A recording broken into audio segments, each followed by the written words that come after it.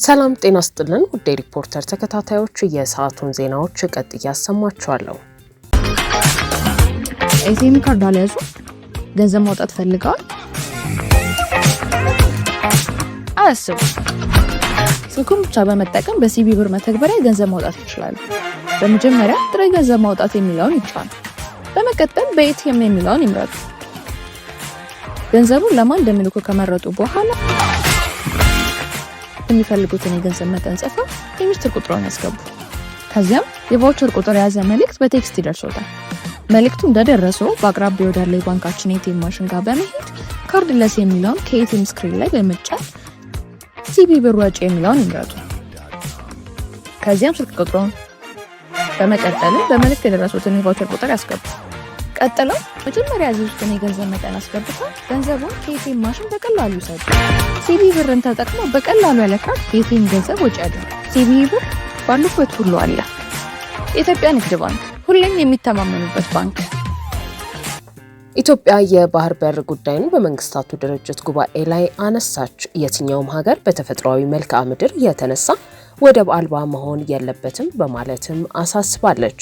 በዚህ ሳምንት ማክሰኞ በተጀመረው 80ኛው የተባበሩት መንግስታት ድርጅት የመሪዎች ጠቅላላ ጉባኤ የኢፌዴሪ ፕሬዝዳንት አምባሳደር ታዬ አጽቀሥላሴ የመንግስታቸውን የባህር በር ጥያቄ ጨምሮ በተለያዩ አህጉርና ዓለም አቀፍ ጉዳዮች ላይ የኢትዮጵያ መንግስትን አቋም እንዲሁም የፍትሃዊ የዓለም ስርዓት ጥያቄዎች የተንጸባረቀበት ንግግር አድርገዋል። በአፍሪካ ተቋማት የሚመራና በአፍሪካውያን የጋራ እጣ ፈንታ በመመራት ለአፍሪካ እውነተኛ ነጻነት የምንሰራበት ጊዜ አሁን ነው ያሉት ፕሬዝዳንቱ በአፍሪካ ሁለተኛዋ ትልቅ የህዝብ ቁጥር ያላትና ከፍተኛ የውጭ ገቢ ባህር ንግድ አቅም ያላት ኢትዮጵያ በቀይ ባህርና በህንድ ውቅያኖስ የባህር ላይ እንቅስቃሴ ሰላምና ደህንነት ትልቅ ቦታ ትሰጣለች ሲሉ ገልጸዋል።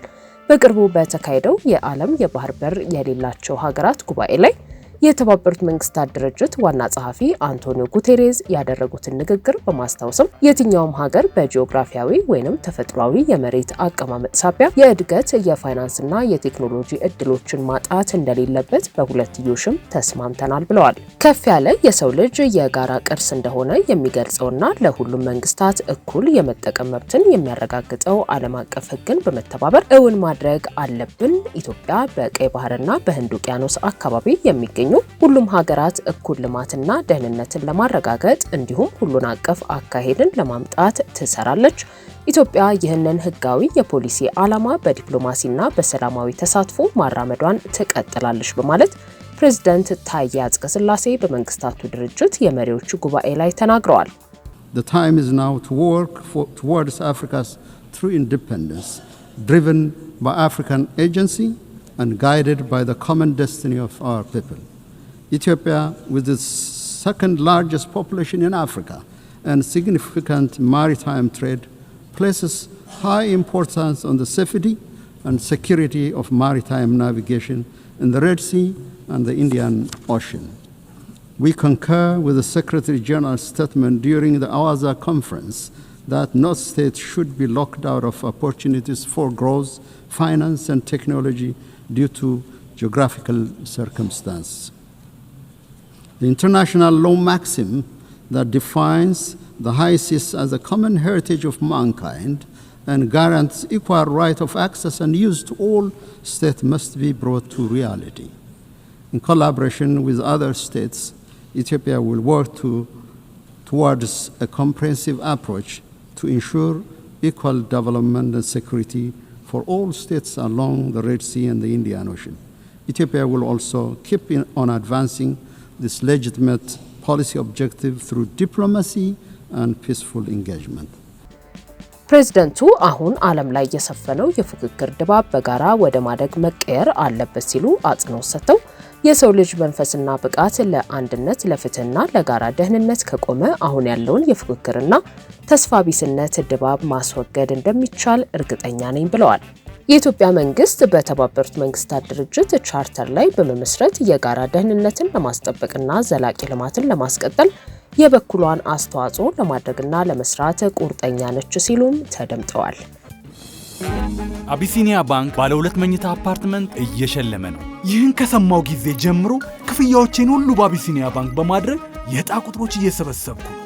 በአቢሲኒያ መክፈል ሌላው አስደሳች ነገር ክፍያዎች ሳይዘገይ መፈጸማቸው ተገበያይን ገባ አልገባ ከሚሉ ዝግብ ያድናል።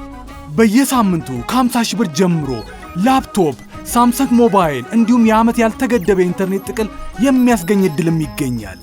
እስከ መስከረም 27 በሚቆየው እድል ይህ ውብ መኖሪያ ቤት የእናንተ ይሁን። እናንተም ፍጠኑ። ባልታሰበ ሲሳይ ለመንበሽበሽ ምርጡ ጊዜ አሁን ነው። አቢሲኒያ የሁሉም ምርጫ።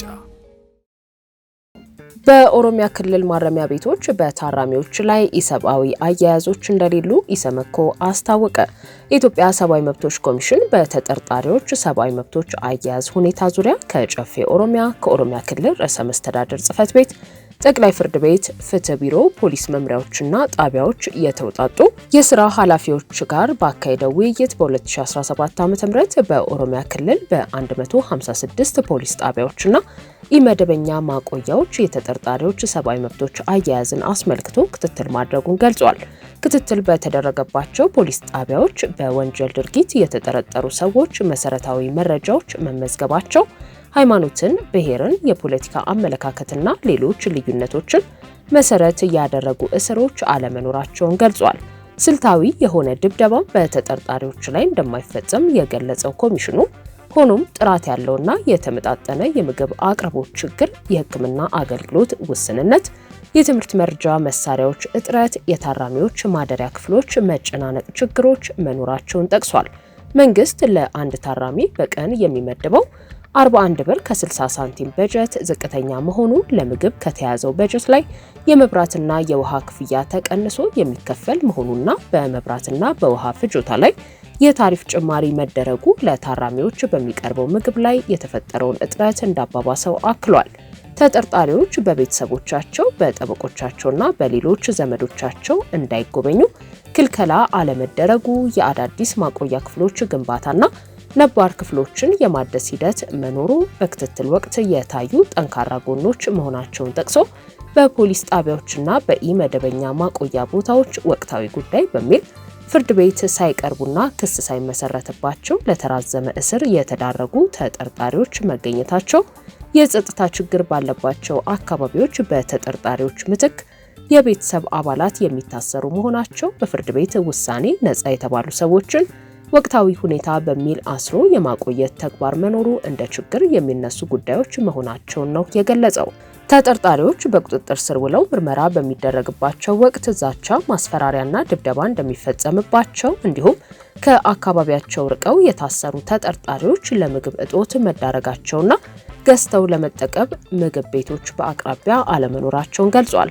በተጨማሪም የመጠጥና የንጽህና መጠበቂያ ውሃ ችግር መኖሩ፣ ማደሪያ ክፍሎች የተጨናነቁ፣ በቂ አየርና ብርሃን የማያስገቡ፣ ተባይ ያለባቸው፣ ፍራሽና የሌሊት አልባሳት የሌላቸው መሆናቸው የተገለጸ ሲሆን ተጠርጣሪዎች ሲታመሙ የሕክምና አገልግሎት የማያገኙ መሆኑ፣ ወደ ሕክምና መስጫ ማዕከላት ለመሄድ ለአጃቢ ፖሊስ ከ500 እስከ 1000 ብር እንዲከፍሉ መገደዳቸው በክትትል አረጋግጫለሁ ብሏል።